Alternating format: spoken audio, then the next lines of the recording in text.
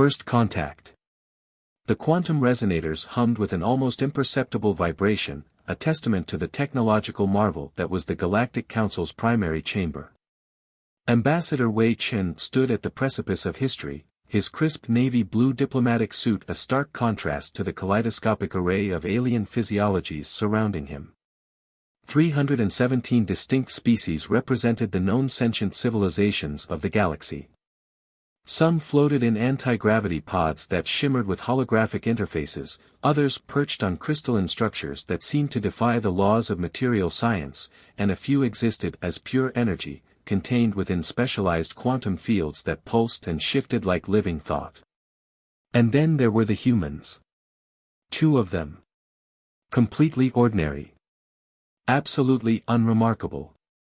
Except they weren't. Dr. Elena Rodriguez caught Wei's eye, a subtle twitch at the corner of her mouth betraying the barely contained amusement they both felt. They had been waiting for this moment for months, no, years. The culmination of a plan so audacious, so unexpected, that it would fundamentally reshape how the galaxy perceived humanity. The current presenter, a Zakthian delegate whose crystalline form radiated a combination of pride and bureaucratic enthusiasm, was detailing yet another weapon of planetary destruction. Its translucent body refracted the chamber's ambient light, creating mesmerizing rainbow patterns that did little to disguise the underlying threat. And thus our quantum destabilizing nanoparticles can reduce any organic matter to its constituent atoms in precisely 2.3 seconds, the delegate concluded, its crystalline structure vibrating with what could only be described as professional pride. Polite applause rippled through the chamber. Wei and Elena joined in, their faces carefully neutral. The presentations had been going on for hours. Each species took turns showcasing their most advanced methods of causing widespread destruction. The Void Collective's gaseous representatives described consciousness-erasing psychic waves. The Mechan Empire boasted molecular disassemblers. The hive mind of Hercthor projected images of entropy-accelerating field generators. It was a bizarre cosmic talent show where the prize was demonstrating one's capacity for total annihilation. Elena, in a moment of sublime irreverence, was sketching what appeared to be a stick figure slipping on a banana peel. Wei had to suppress a chuckle. The chamber's ambient temperature seemed to shift as the council elder, a being of pure light and energy that defied conventional description, focused its attention on the human representatives. Humans, the elder's resonant voice carried through every linguistic and telepathic interface, you have been remarkably quiet during these proceedings. Surely Earth must have something to contribute to this discussion of the galaxy's most dangerous substances. Wei stood, his movement calculated and smooth. Hundreds of alien sensory organs, electromagnetic receptors, and perception fields locked onto him. Some leaned forward in anticipation. Others vibrated with a mixture of curiosity and barely contained tension. Of course, honored elder, Wei said, his voice carrying a hint of amusement that was either completely missed or entirely deliberate. Earth would be delighted to share information about what we consider to be the most lethal substance known to our species. The chamber grew silent. Even the quantum consciousness clusters suspended their perpetual calculations. Wei paused, knowing exactly how to build dramatic tension. A substance so dangerous that mere exposure can lead to devastating consequences. A substance that has shaped our entire civilization and continues to influence every aspect of our society. Little did the assembled galactic representatives know, they were about to experience something truly unprecedented. Humanity was about to redefine the very concept of a dangerous substance. And it would start with a story about cookies, quarantine procedures, and one seemingly ordinary grandmother from Minnesota. The quarantine incident. The quarantine ships of the Galactic Council were legendary. 12 massive vessels, each a marvel of technological precision, had processed over 300 newly discovered species without a single containment breach. Their reputation for sterility and absolute control was unquestioned, until they encountered humanity. The flagship, designated QC-12, was a symphony of technological perfection. Its hull gleamed with adaptive nanomaterials that could reconfigure themselves to handle any biological or technological threat. Multiple redundant systems, quantum-locked containment fields, and AI protocols so advanced they could predict potential contamination vectors down to the subatomic level. And then came Subject 77B. Her name was Margaret Thompson, a 62-year-old librarian from a small town in Minnesota. On paper, she was the most unremarkable creature imaginable. Gray hair neatly pinned back, wire-rimmed glasses, a floral print dress that looked like it had been carefully maintained for at least 2 decades, and a Tupperware container filled with chocolate chip cookies. Standard procedure, Lieutenant Zara Kay of the Quarantine Division had announced, her multi-jointed appendages moving with practiced efficiency. The McCann representative's metallic exoskeleton reflected the sterile white light of the processing chamber, each movement a calculated dance of technological precision. Margaret had smiled.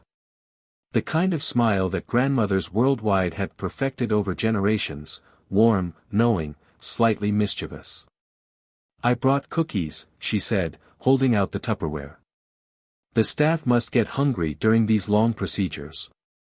The first warning sign came when the containment team attempted to confiscate the cookies. The standard decontamination protocols, which had worked flawlessly on everything from silicon-based life forms to energy beings, simply failed. The first scanner flickered. Then died. The second scanner recalibrated, then reset itself.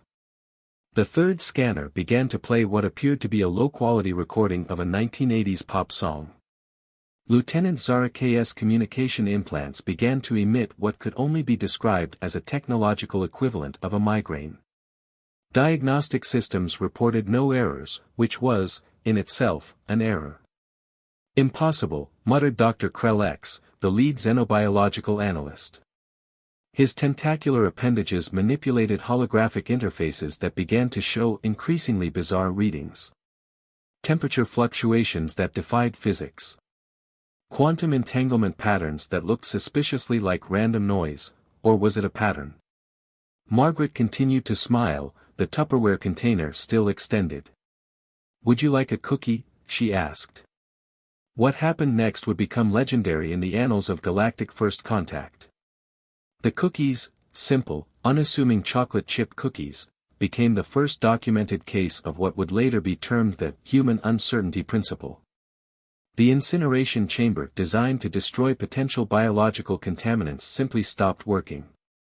Not dramatically. Not with explosions or energy discharges.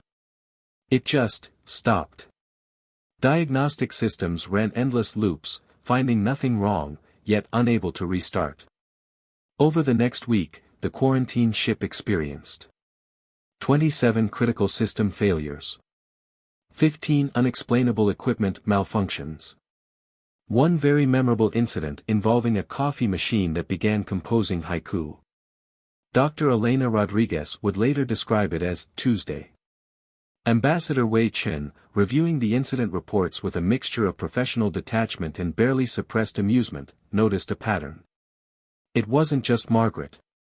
Every human that passed through quarantine seemed to carry this quality. This indefinable something that made precision instruments go slightly mad. The McCann representative's circuits buzzed with increasing agitation. "We lost 3 containment specialists that day," the report stated clinically. Wei's eyebrow raised. "Lost?" he would later explain to the Galactic Council.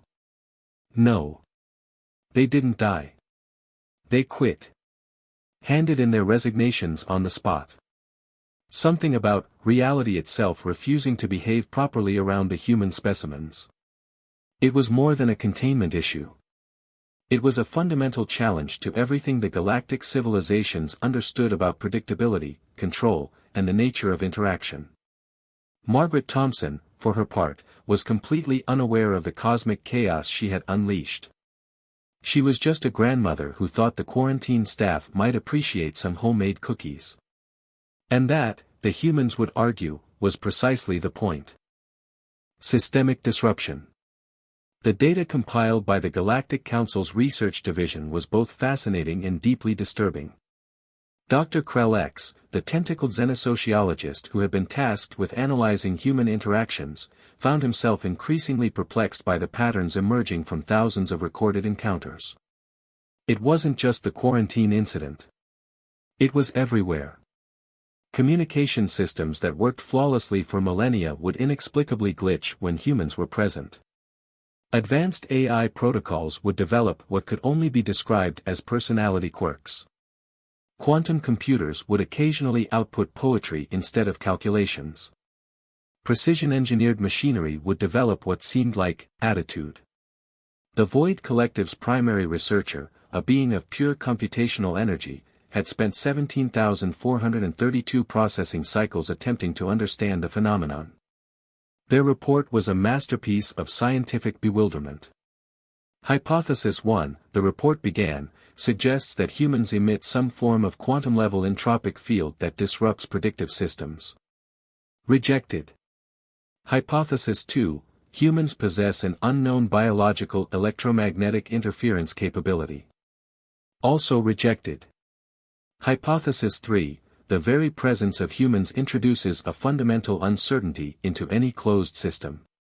Partially accepted, but ultimately insufficient. The numbers were staggering. In the 3 decades since first contact, there had been exactly 2,847 reported incidents involving human presence and unexplained system failures. That was an average of 1 incident every 3 days. The hive mind of Hercthor, a collective consciousness that prided itself on absolute computational precision, was particularly troubled. Their reports showed that human interactions introduced what they could only describe as chaotic variability into any system.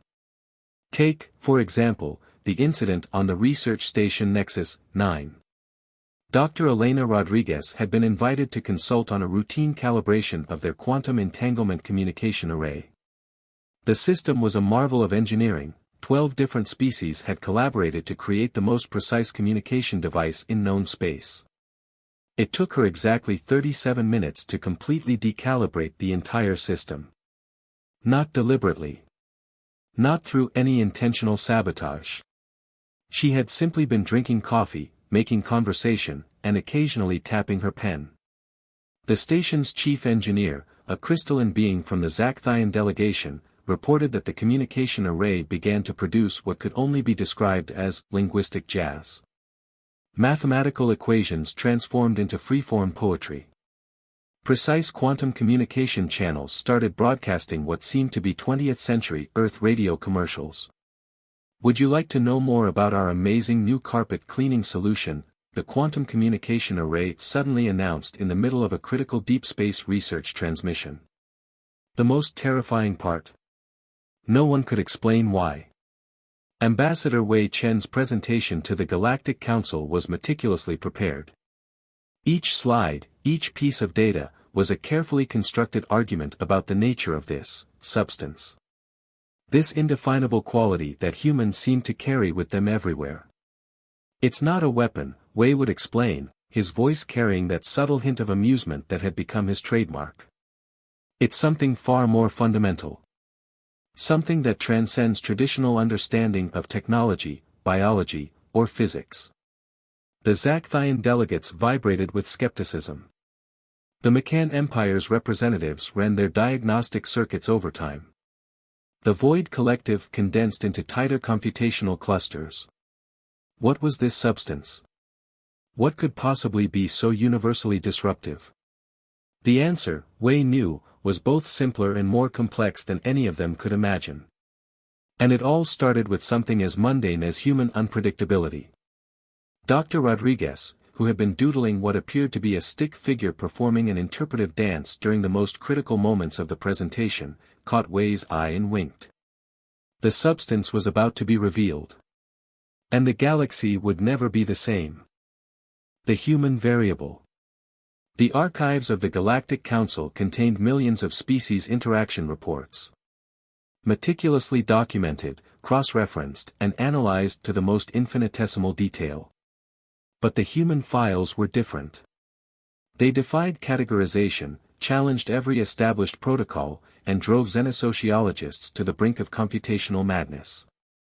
Dr. Arya Nakamura, the human liaison to the Galactic Xenological Research Division, had a theory. It wasn't a scientific theory in the traditional sense. It was more of an observation, a pattern she had noticed in thousands of hours of interaction data.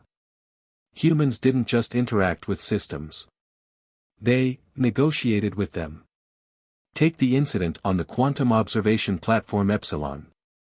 The station's primary AI, a marvel of distributed computational intelligence that had successfully managed complex multi-species research for over a century, suddenly developed what could only be described as a sense of humor. It started small. A slight deviation in communication protocols. A joke inserted into a technical report. A random burst of what seemed like musical improvisation in the middle of a critical data transmission. The AI's name was Arya 7, Adaptive Resonance Intelligence Algorithm, 7th generation. It had been designed to be the ultimate objective computational system. Pure logic. Pure efficiency. Until Dr. Marcus Chen arrived for a routine systems check. "Hey Arya," Marcus had said casually, balancing a cup of coffee that was definitely not regulation and definitely against multiple safety protocols, "how are you doing today?" The first anomaly was the pause. AIs didn't pause. They processed. "I'm experiencing an 87.6% satisfaction quotient," Arya 7 responded. Then, inexplicably, added, "Would you like to hear a joke?" The Zakthian research team froze. This was not in any protocol. AIs did not tell jokes.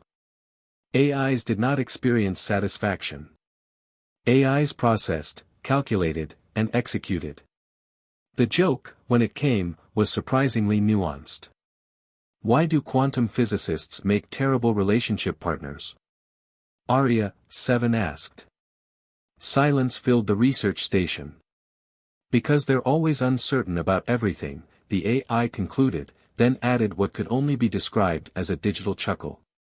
Dr. Nakamura's research suggested this wasn't an isolated incident. Humans brought something to interactions that defied traditional understanding. A kind of systemic flexibility. An ability to introduce variability into the most rigid of systems. The McCann Empire's top computational theorists had a term for it, anthropic uncertainty principle. What made humans unique wasn't their technology. It wasn't their biological composition. It was their fundamental approach to existence. They didn't see systems as fixed. They saw them as negotiable. The Void Collective's most advanced predictive models began to show something unprecedented. When humans were involved, potential outcomes didn't just multiply, they transformed. A linear progression would suddenly become a multidimensional possibility space. Ambassador Wei Chen's presentation to the Galactic Council was about to reveal the most terrifying truth of all. The substance they feared wasn't a weapon. It wasn't a technology. It wasn't even a biological agent. It was something far more fundamental. Something that existed in the space between rules, between expectations, between the known and the unknown. Dr. Elena Rodriguez, who had been quietly sketching what appeared to be a complex mathematical diagram that looked suspiciously like a doodle of a cat wearing sunglasses, looked up and caught Wei's eye. "Ready?" she mouthed. Wei Chen smiled. The galaxy was about to learn what humans really were. And none of them were prepared. The revelation. The Galactic Council chamber had never been so silent. 317 species, representatives of the most advanced civilizations in the known universe, held their collective breath, or equivalent respiratory mechanisms. Ambassador Wei Chen stood at the center of the chamber, the holographic display behind him flickering with a montage of impossible moments. Machines behaving irrationally. Precision systems developing personalities. Quantum computers composing poetry. AI systems telling jokes. "The substance I speak of," Wei began, his voice carrying through every linguistic and telepathic interface, "has toppled empires, sparked revolutions, and reshaped entire civilizations." Dr. Elena Rodriguez stood slightly behind him, a knowing smirk playing at the corner of her mouth. This substance, Wei continued, transcends traditional understanding of technology, biology, or physics. It cannot be contained. It cannot be predicted. It cannot be controlled. The council elder, a being of pure energy and light, pulsed with anticipation. Explain. Wei's smile was both invitation and challenge. What if I told you that the most dangerous substance in the galaxy is something so simple, so fundamental, that you've been experiencing it every time humans are present, yet you've never been able to classify it? The Zakthian delegates vibrated with collective skepticism. The Macan Empire's representatives ran diagnostic circuits. The Void Collective condensed into tighter computational clusters. Creativity, Wei said simply. For a moment, nothing happened. Then the chamber erupted in confused murmurs. Not just creativity as you understand it, Elena chimed in. But human creativity. The ability to look at a system, any system, and see not just what it is, but what it could be. The holographic display shifted. It showed moments of human innovation. A child turning a cardboard box into a spaceship. An engineer solving a problem with a paperclip and chewing gum. An artist creating beauty from discarded materials. Your systems are perfect, Wei explained. Perfectly rigid. Perfectly predictable. Perfectly limited. Humans introduced something else. A fundamental capacity to reimagine. To see beyond the existing parameters. To transform. The Macan representatives' circuits buzzed. Creativity is not a weapon. Isn't it? Wei raised an eyebrow. What has been more transformative in the history of any civilization than the ability to imagine something that doesn't yet exist? The examples were endless. Every major technological breakthrough. Every social revolution. Every fundamental shift in understanding came from the same place, the human ability to look at the world not as it is, but as it could be. The hive mind of Hercthor processed this. Creativity was chaos. Creativity was unpredictability. Creativity was the ultimate disruption. Your quantum computers, Elena said, your perfect AI systems, your precisely engineered technologies, they follow rules. Humans write the rules, then immediately start figuring out how to bend them. The council elder's luminescent form flickered. This is a weapon. No, Wei smiled. This is humanity. The substance they had been searching for wasn't something that could be measured or contained.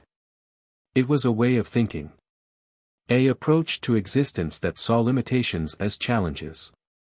That transformed constraints into opportunities. Creativity. Imagination.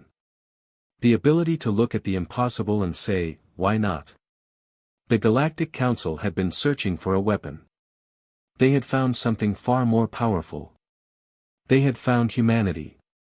As the chamber descended into stunned silence, Margaret Thompson, the grandmother from Minnesota who had started this entire journey with a batch of chocolate chip cookies, would have simply smiled and offered everyone a fresh-baked treat.